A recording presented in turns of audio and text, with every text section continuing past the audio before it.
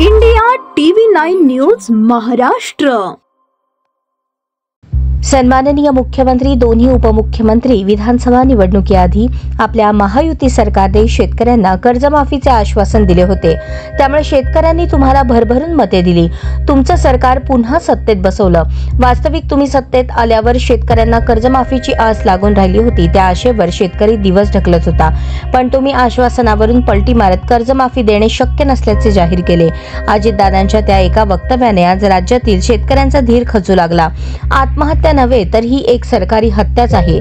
पाटोडा थडी तालुका धर्माबाद जिल्हा नांदेड येथील हरिदास विश्वंभर बोंबले हा शेतकरी महाराष्ट्र ग्रामीण बँक शाखा कुंडलवाडी यांच्या कर्ज वसुलीला कंटाळून त्याने फाशी घेऊन आत्महत्या केली।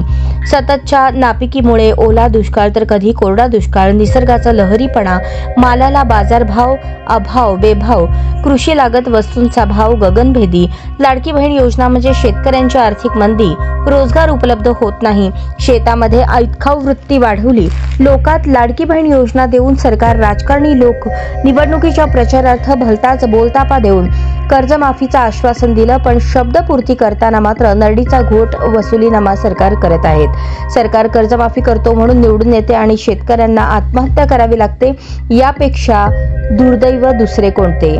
जड अंतःकरणाने भावपूर्ण श्रद्धांजली।